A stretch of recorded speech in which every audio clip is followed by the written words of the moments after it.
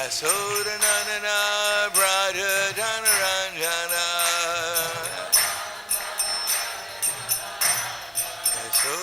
Prahladananda Prahladananda Yamuna Tirha Vanacharya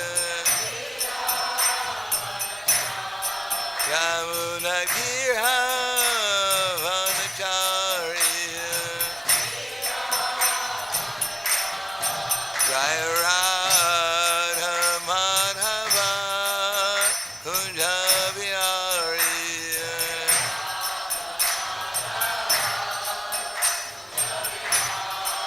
Jaya Radha Madhava Kunja Vihari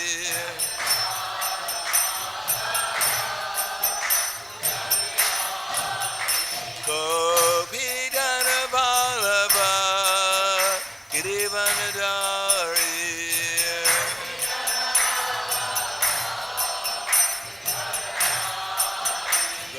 Gopidana Vallabha Girivanadari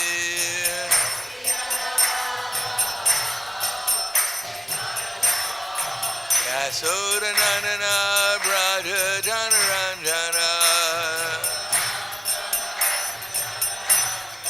Yasodananda Prahladananda Yamuna Tirha Vanacharya Yamuna Tirha Vanacharya Jaya Radha Madhava Kunja Vihari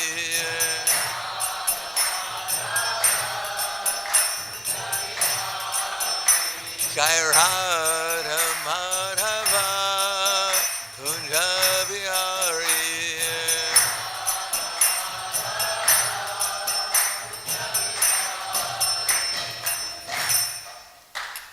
Jai Om Vishupad Paramahansa Prabhakacharya Asadhara Sadhu Shri Shriman His Divine Grace Shalasi Bhaktivedanta Swaraj Srila Prabhupada Ki Jai Gaur Premanande Harival Glorious to the Sound Devotees All glorious to Shri Guru Shri Gauranga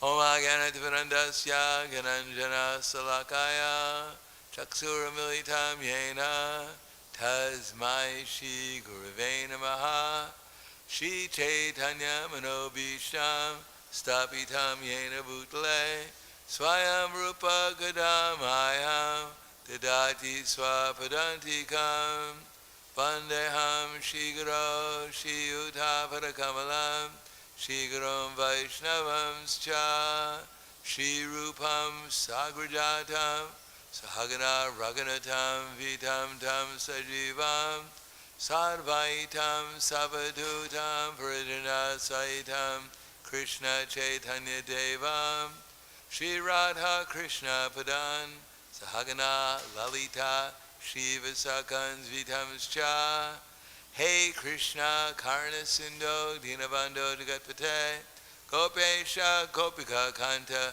Radha Kanta Namostute Tapta Kanchana Gaurangi Radhe Vrindavaneshwari Vrishubhanu Sudadevi Pranamami Hari Priye Vanchakalpa Dhruvyascha Kripa Sindhuvyavacha Patiranam Pavanebhyo Vaishnavebhyo Namo Namaha Shri Krishna Chaitanya Pranityananda Shadvaita Gadadhar Shivasati Gaur Bhaktivinoda Hare Krishna Krishna Krishna Hare Hare Hare Rama Rama Rama Hare Hare Om Namo Bhagavate Vasudevaya Om Namo Bhagavate Vasudevaya Om Namo Bhagavate Vasudevaya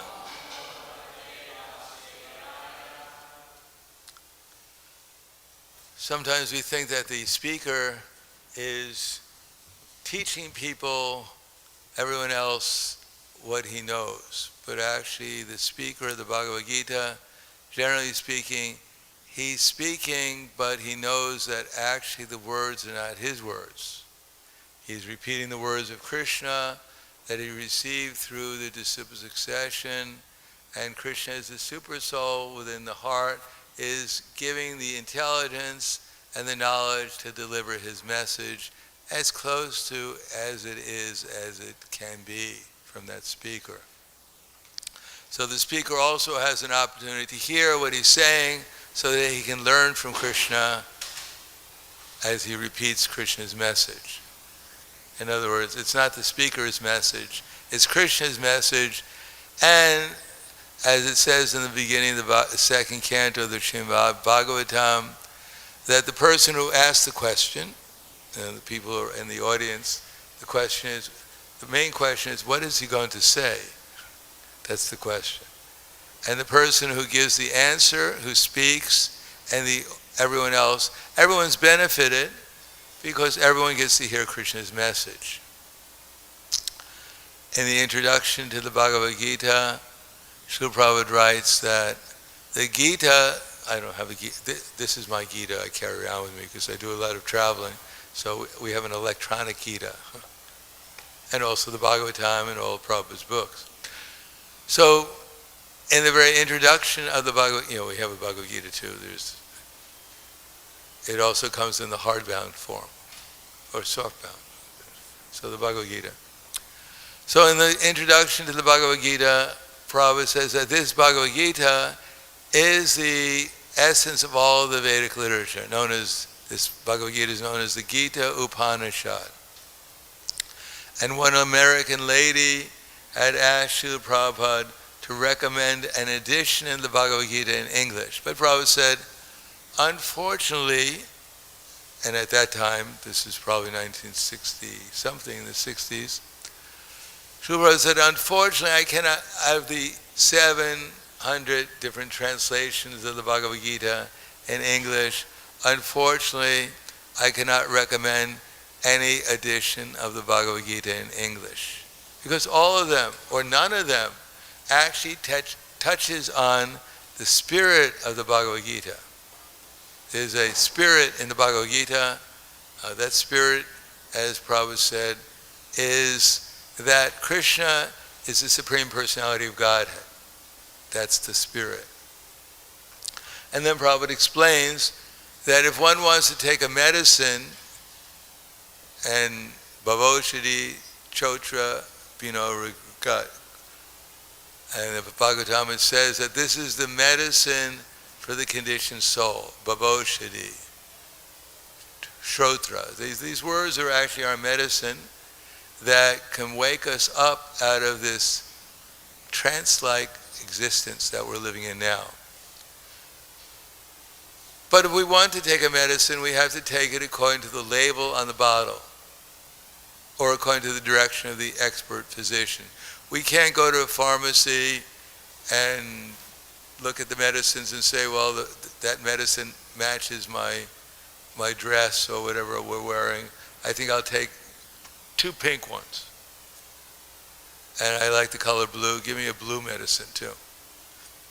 We have to follow the directions of the expert physician, and then we have to read the label on the bottle to find out how to take the medicine. Similarly, Bhagavad Gita has been given to us as a method of awakening our pure consciousness again, freeing us, as Sravasra was saying, to purify us of all anxiety so we become joyful. Prabhupada gives the example that if in a prison, someone is in a prison cell for many, many years, and suddenly they open the prison door and he's free, how joyful does the person feel? Similarly, we're trying to become happy in the material world, and we're trying to find out knowledge of how to become happy. In the first lecture I heard Prabhupada personally give in 1969 in Buffalo, where I went to school, to the university, the first question Prabhupada asked the audience was, do you want to become happy? There was only maybe 5 in the audience, because we were a fairly big temple at that time. And unfortunately, no one knew the answer to that profound question, whether we want to be happy or not. So Prabhupada looked quite concerned, and he asked it again. Don't you want to become happy? And the devotees were looking at each other, hoping that someone would know the answer, but no one answered. And then finally, Prabhupada gave the last, don't you want to become happy? And one devotee decided to guess, and he said yes. And Prabhupada was quite relieved that someone knew the answer. But everything we're doing is either to avoid distress, which is the other side of becoming happy, or to become somewhat positively happy, if we know this, how to do that. So everyone is looking for happiness, but the point is, happiness cannot be had unless we know the source of happiness, where happiness comes from. Therefore,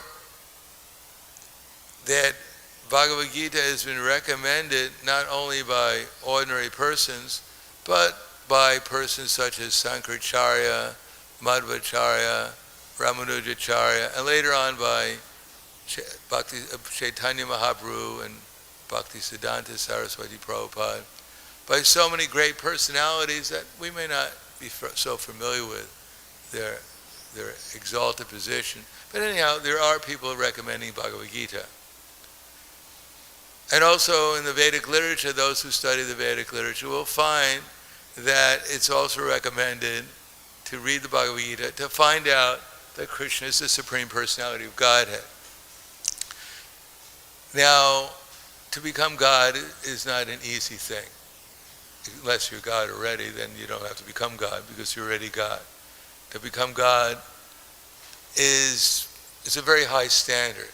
And that high standard has been explained as Aishvaryasya samagrasya viryasya yashashastriyaha yana vairagyaschayinam shagana bhaga itinganaha.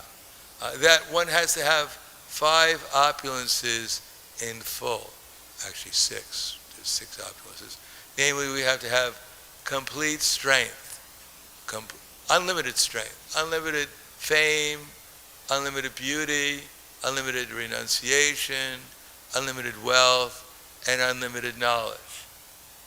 Now, presently, with our senses, we see the deities are very beautiful. If we put them in a contest for Mr. Universe and Mrs. Universe, they may not win. Because people may not have the eyes to see just how beautiful Rukmini Dwarkadish are.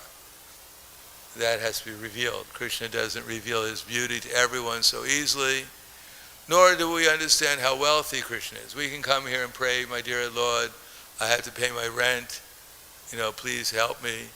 And somehow or another, Krishna may arrange paying for rent.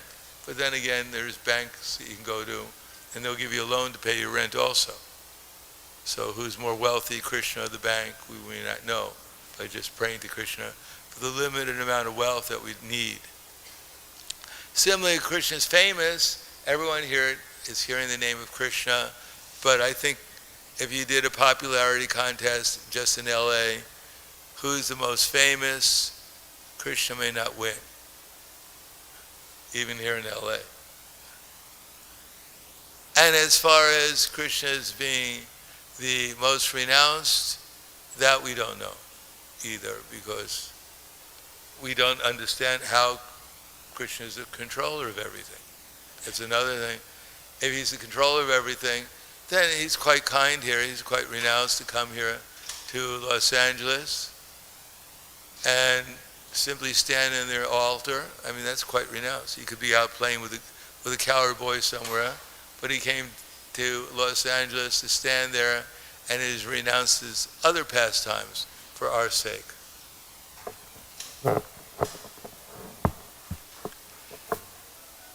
And as far as knowledge, that's the one thing we can find out whether Krishna is God or not. After all, he's God, he's a good person to know, because he has all those other opulences. And if you want to be protected by someone, you have to find someone strong. If you're in need of money, you go to a wealthy person or the bank, whatever. But if Krishna is God, he's everything in one. So it's good to find out if he's God or not. And the way we can do that is Krishna spoke Bhagavad Gita. Now in the Bhagavad Gita, Krishna says one of the qualifications of God is he knows everything past, present, and future. So if he's God, everything in the Bhagavad Gita must be perfect. Bhagavad Gita doesn't deal with every single subject. You cannot read Bhagavad Gita and find out who's going to win the horse race next week. That's not in the Bhagavad Gita. Although Krishna undoubtedly probably knows who's going to win the horse race, but he doesn't. He only had 2 hours to speak to Arjuna, and he couldn't tell us every horse that was going to win for the next 5,000 years. So he limited his philosophy to 3 things. Actually, more than 3 things, but anyhow, main 3 things are Brahman, Paramatma, and Bhagavan. Bhagavan being that person who has unlimited beauty, unlimited wealth, unlimited strength, unlimited knowledge, unlimited wealth, and unlimited renunciation. And Paramatma is the person within our heart who's guiding us, whether we're conscious of him or not. He's giving us the intelligence by which we're able to do anything what we're doing. Whatever we want to do, Krishna has to give us the intelligence to do that. Without the intelligence, there's a stage, just like when we're younger, when we're 2 years old or 1 year old, we don't even know our name. Until Krishna and our parents, on behalf of Krishna, Krishna's instrument, our parents give us a name, and we have that name for so many years, and it's almost like we can't forget it. It's the thing but then when you become 90 years old, 95 years old, or maybe earlier nowadays, you may even forget your name. So it's not that we just are independent, our intelligence, our remembrance, our knowledge, our forgetfulness, that's all within our control. Sometimes we do something we shouldn't do, and we're embarrassed, and it keeps on coming back to our mind, making us feel having a bad consciousness, and we want to forget it, but Krishna won't let us forget it. Because these things are not completely within our control, or they're not really under our control. They're under Krishna's control, and he's reciprocating with us according to what we deserve. So that's Paramatma. And as far as Brahman, that is the easiest thing to understand, Brahman, because we're all Brahman. Brahman means we're conscious living entities. We're spiritual beings. And we're in a body which is temporary. Everyone knows that their body is changing. And everyone has to admit that it's not getting younger. Although we identify ourselves with this gross and subtle body, but it's actually not ourselves. But because we've fallen in love with it, because we're paying all our attention to it, it appears to be like ourselves. Just like if you're watching some movie, of course we all watch spiritual movies like Avatar or something like that, then you so much identify yourself with the hero in the movie or the heroine that you actually feel what they're feeling. But that doesn't mean that you become an avatar. So similar, as I've said before in lectures here, but because it was a year ago, probably everyone forgot, so I can say it again. Just like we wake up in the morning and we look in the mirror and we ask the mirror, mirror, mirror on the wall, who's the greatest of them all? And of course our mirrors always say the same thing to all of us. My dear soul, after so many lifetimes of pious activities, now you finally have gotten darshan, you've gotten a vision of the deity within the mirror. So please, render that deity unalloyed, uninterrupted service today. And we think, wow, I'm inspired. So now let me do something pious. Let me take a shower. And in the temple they call it abhishek. We bathe the deity. Then we dress the deity. We put cologne or perfume on the deity. Sometimes we make the deity more beautiful with different types of makeup. And then, of course, we have to feed the deity different types of food, empower the deity to go out and do Sankirtan in the world and spread the glories of this deity all over the world, or at least the 3 temples in the world. So therefore, everyone has a deity. Everyone is worshiping and serving someone or something, namely our body. So service is normal for us. It's a natural position. The question is, what does our deity, how does it reciprocate? Unfortunately, our present deity, no matter how nicely we serve it, we may take all the nice vitamins, we may do all the nice exercises, we may get up early, we may read how to win friends and influence people. We may do everything to help out the deity. But ultimately the deity eventually says, my dear soul, it's time, get out. We say, wait a second, I've been serving you for 90 years now. And now you're just telling me to get out? So sorry. Go to jail, do not collect $200. And so the deity throws us out. And where we're going, who knows? Who actually knows, unless we were actually come to the platform of knowing who we are, who's being thrown out. Right now we're more identified with our deity than with ourselves.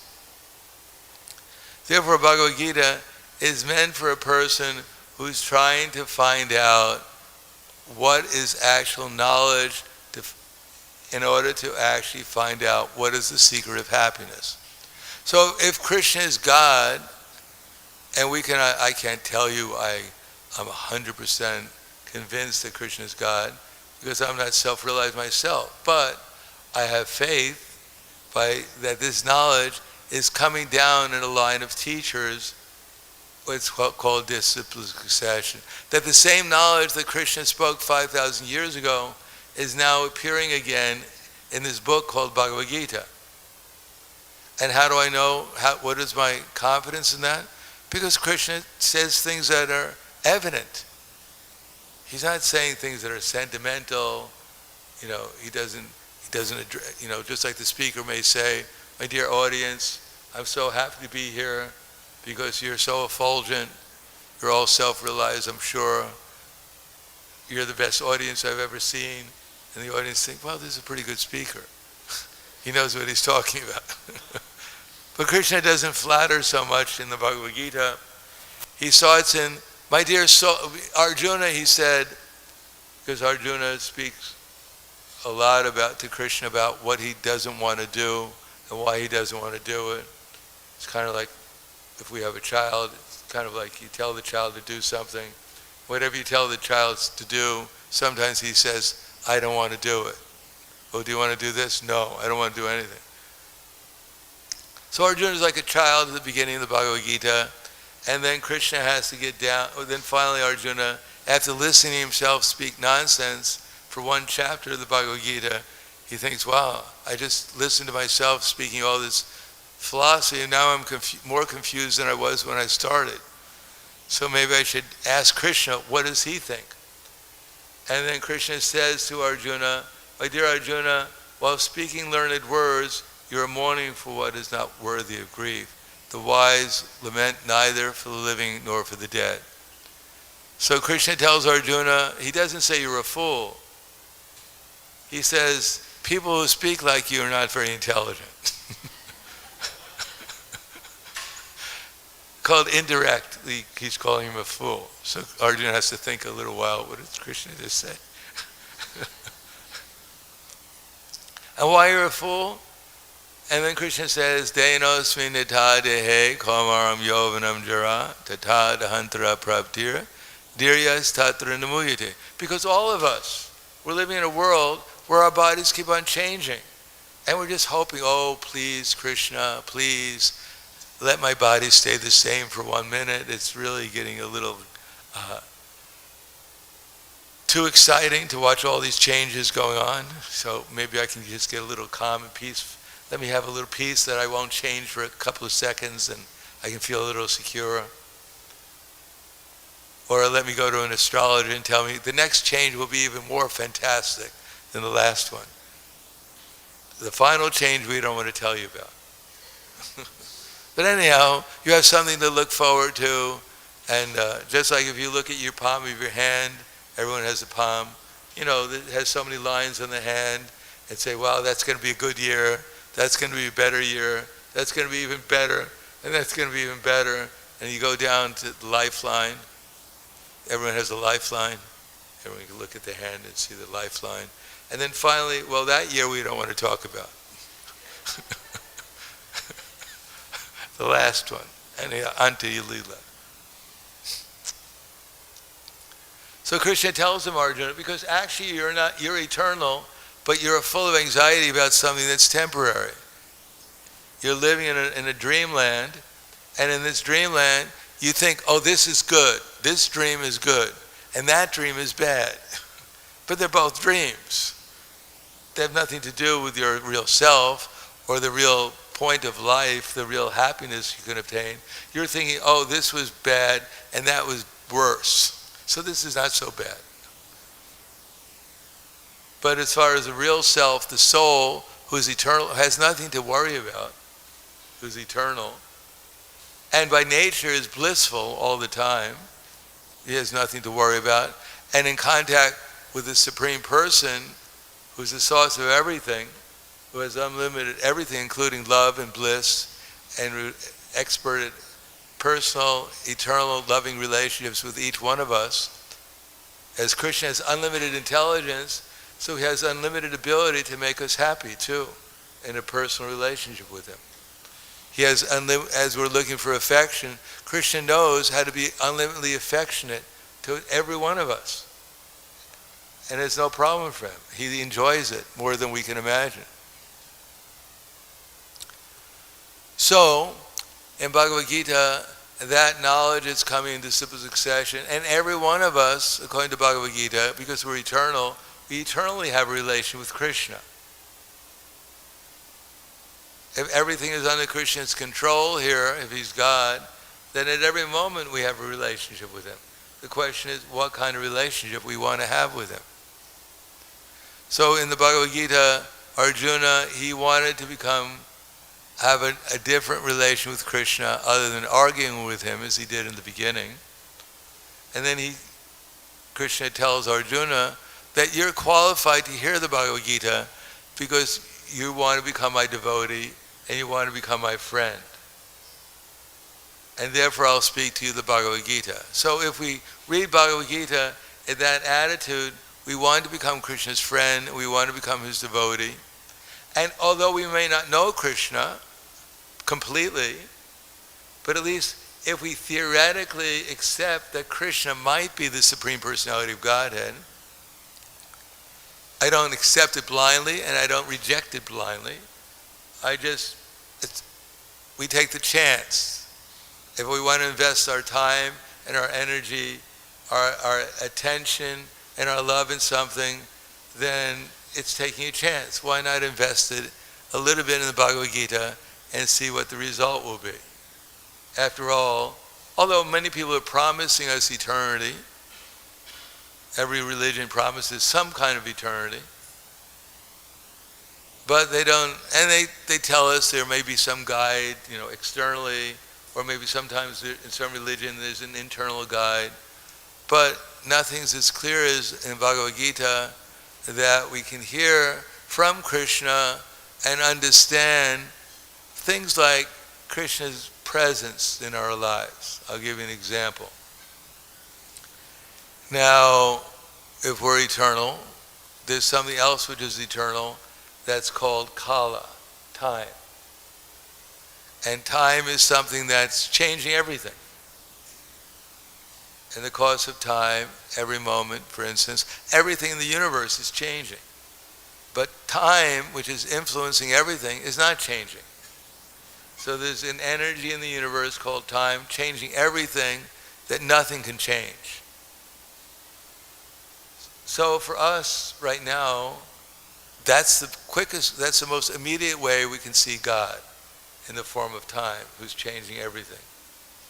The very body that we hold so dear, that he's changing our body. Our best, Krishna is God, and he's supposed to be our best friend, but he's changing everything, and ultimately everything has to die. Sorry to bring up the bad news here, but so what does that mean? As Krishna tells Arjuna in the Bhagavad Gita, when Arjuna asks Krishna, who are you? You're manifesting this horrible feature of yours, this form of time. What is the purpose of time? You're killing all these soldiers on the battlefield. You're breathing fire, doing so many amazing, horrible things. So Krishna says, time I am, and I've come to engage everyone here. Everyone, we're all equally under the control of time right now. It's not that I'm sitting here and speaking, and I'm just free from time. I don't have to worry about time. My body doesn't change. I'm just warning everyone else, your body is changing. Be careful. No, my body's changing too. But I can't change time. I don't even know. There may be such a thing as an atom. I've never seen one with all these electrons spinning around it and the nucleus, whatever's going on. But I can tell you, as much as I think I'm a controller, as much as I may have this, I'm in charge of this or I'm in charge of that, in my body, I cannot even influence even one electron within my body, as much as I think I'm the controller. I can't even grow one moment younger. Just like Prabhupada was in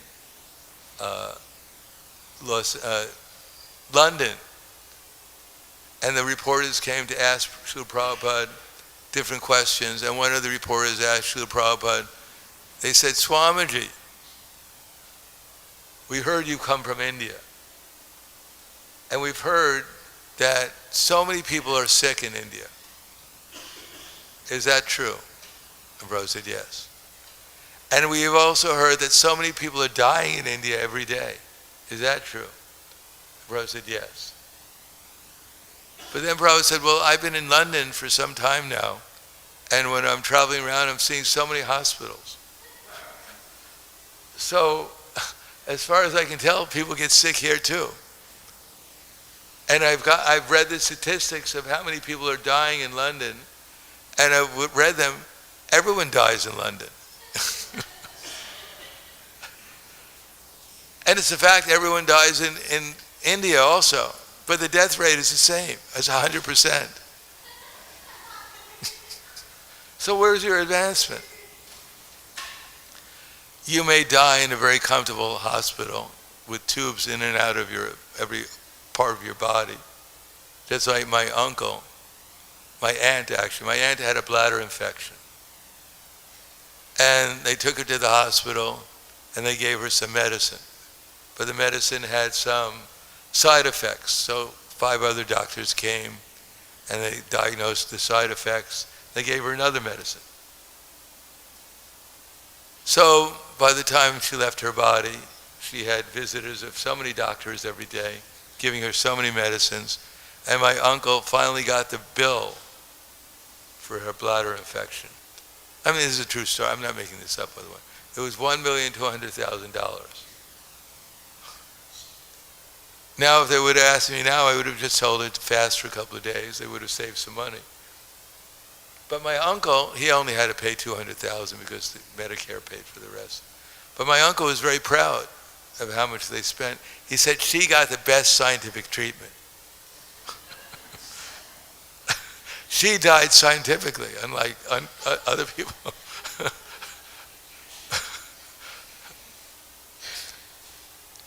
So actually there's no progress.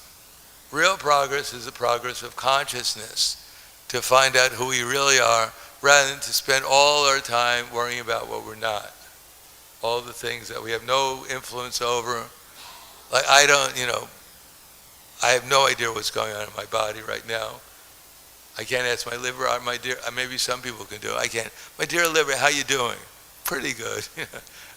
Kidneys, are you doing all right? Yeah, we're doing all right. Brain, well, it's been a hard day, so. No, we don't even know what's going on inside our own body. We don't know exactly when we have to leave this body, how long we have to be in the body, what's going to happen 5 minutes from now. Because it's all under control of time. Now, Krishna is controlling the sun. He's moving the sun in its orbit so exactly, the sun full of infinite effulgence, full of infinite heat and light, is moving exactly in an orbit. So that takes intelligence to move such a huge amount of energy exactly so it rises at a certain time in the day and it goes down at a certain time at night. And they know where it's going to be for thousands of years. So that's time. It's under the control of time. The wheel of time, it says, the Brahma Samhita. Now we ourselves, we're so intelligent, we don't know where we're going to be tomorrow morning. What time are we going to wake up? You don't wake up in the morning and the sun had a bad day yesterday, so it decided to sleep in. No, the sun is rising at a point in time, setting at a point in time, and we're saying it's all by accident. That's what the scientists say. Some of them say like that. But the scientists were so intelligent, then why do they, if they figured everything is by accident, the sun's rising at a point in time, setting at a point in time, then why don't they go to the university, get their PhD degree? Why don't they stay at home? Maybe by accident they'll get a degree. Why do they go and work so hard? Maybe by accident they'll become rich. If everything came out of nothing, then why can't money just come out of nothing? We're not talking about a universe coming out of nothing. We're talking about just money. Probably gold is better. Money is not so valuable anymore. So with little intelligence, we can see it doesn't happen by accident. It's not coming out of nothing. It's all being controlled by intelligence.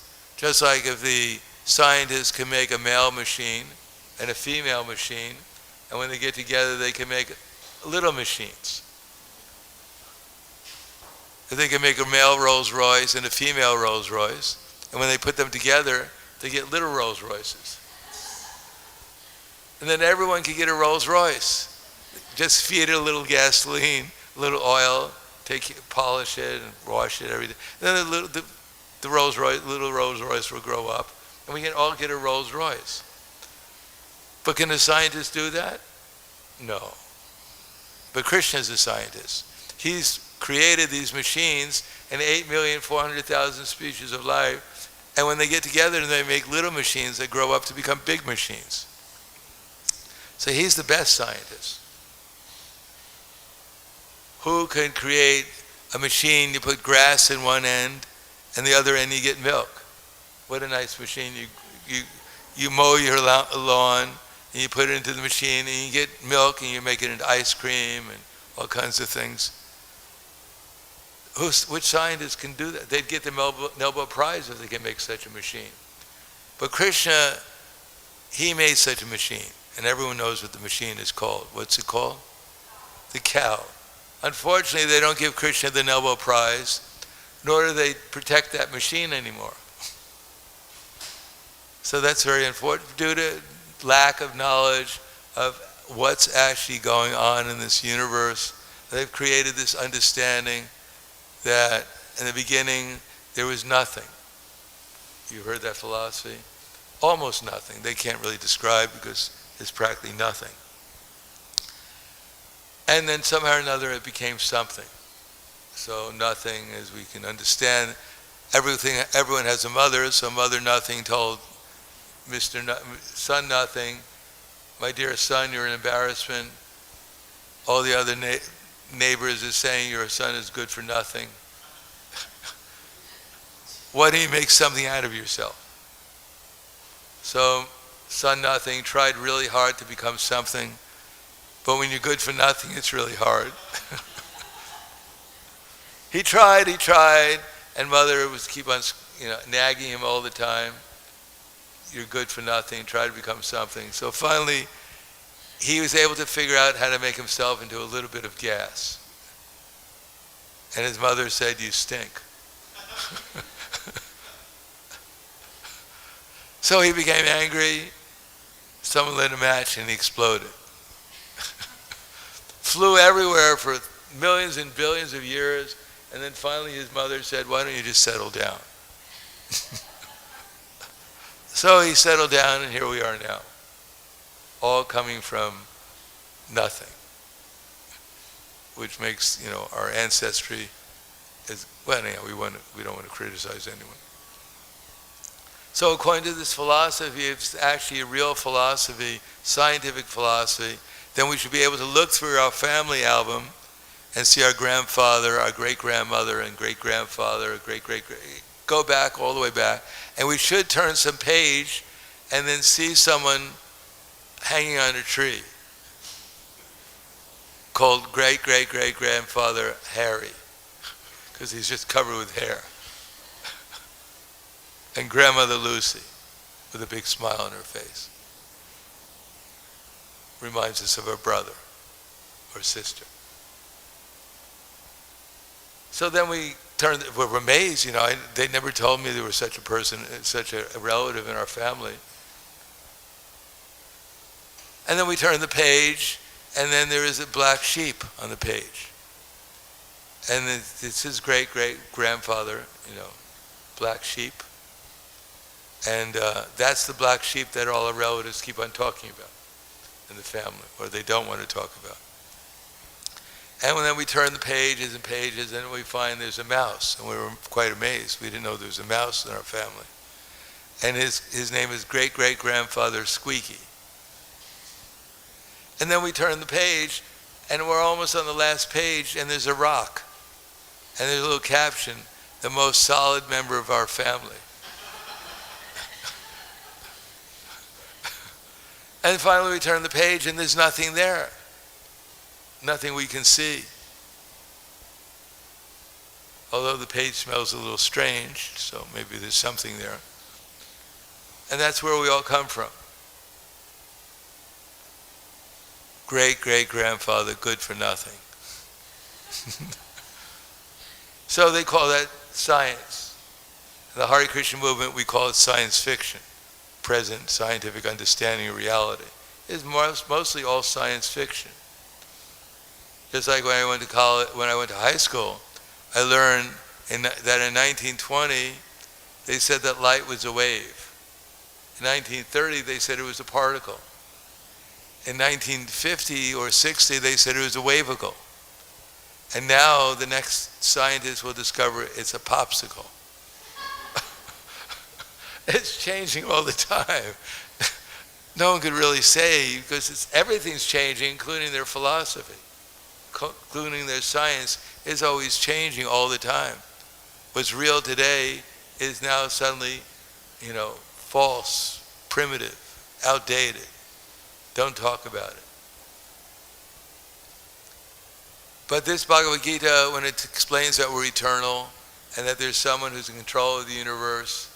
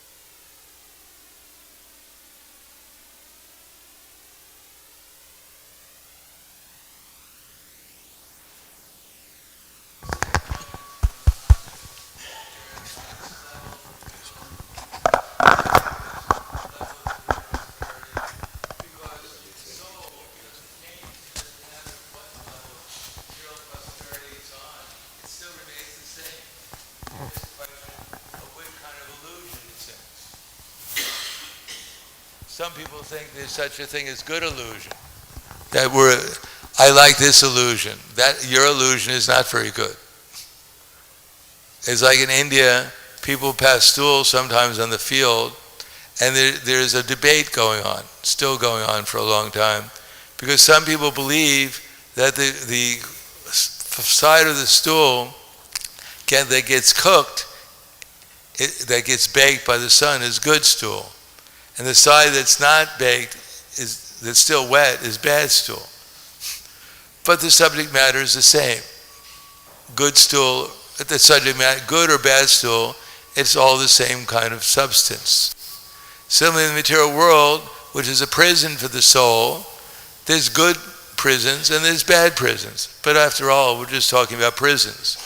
So the idea is, whatever prison we're in, we should get out of the prison, come back to our real life, our real existence, and discover Krishna, who's the lover, who is the friend, who is the controller, who is the one who can actually help us the best. And if we follow his instructions, he's more willing to do it than we can imagine. We just have to, if we're lost in a jungle and someone's leading us out of the jungle, we can't start, we should follow them.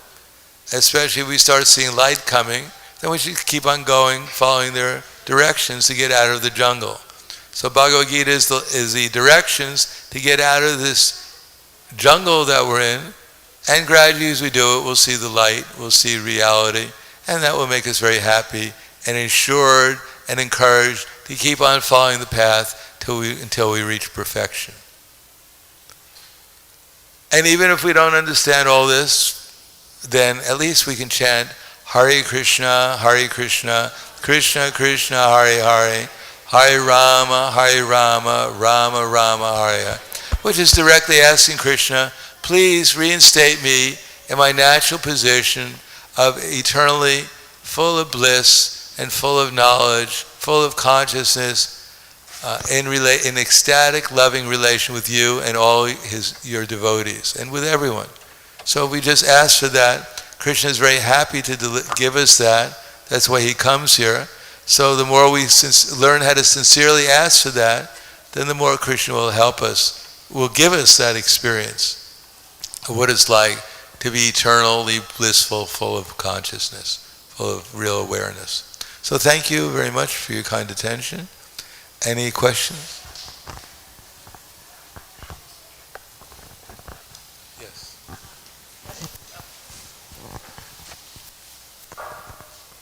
Yeah, thank you for the nice lecture, Maharaj. What if somebody says they don't believe in God? They might say, oh, I believe in nature, or, because I'll say, well, what about the sun, the moon, the stars? And they say, well, I believe in nature, but I don't believe in God. Okay, that's fair. At least they believe in something. Yeah. They have some belief.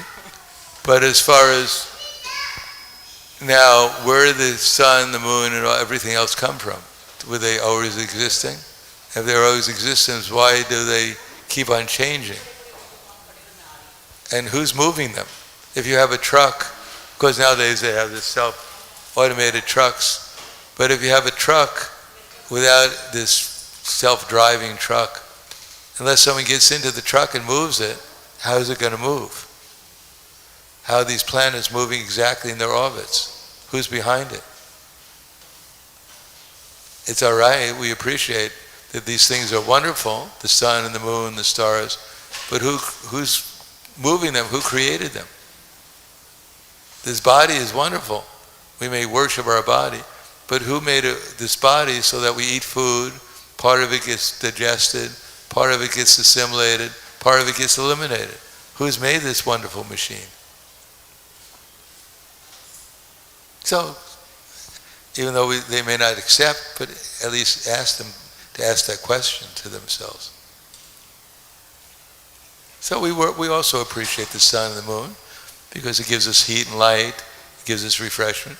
But we also, just like if you have a beautiful painting, you appreciate it, you love it, you recommend it to your friends to come and see it. But who's more important, the painting or the painter? All right, so I think we'll stop there. Yes, one more question. Okay. Thank you so much for the wonderful lecture, Prabhuji. I wanted to ask this. So in the start of the lecture, Prabhuji was talking about people who are anxious. Everybody is anxious, and chanting the Hare Krishna mantra is going to help, people gain their consciousness, go back to Godhead. But people who are diagnosed with depression, they have hopelessness, they don't even have will to be happy. How do we help them through our Krishna consciousness movement? Chant Hare Krishna to them. And give them some prasadam. I remember when I was in Buffalo in 69, actually, when I was living in the temple, there were a group of people from the local insane hospital who came to visit us. So they heard the Hare Krishna mantra, and they went back and they purchased a album. It was called the Happening album, where Prabhupada was chanting Hare Krishna. And the person who was the head of the hospital came and saw us and said, we play this day and night, and everyone there becomes very peaceful and happy when we play it. Thank you. Hare Krishna Prabhu. Thank you for your wonderful insight into Krishna consciousness. I have a very small question. If it can be answered, we all will be thankful. There was Satyuga, there was Treta Yuga, and we have Kali Yuga. When will Lord appear in this Kali Yuga and save us all? He's already appeared. He's appeared as the holy name. Thank you. Thank you. And he's appearing all the time here, especially in the temple here. And outside, those who are chanting it. Thank you, Prabhu. Thank you all. Grantaraj Srimad Bhagavad Gita ki jai. Srila Prabhupada ki jai. Gaur Premanande.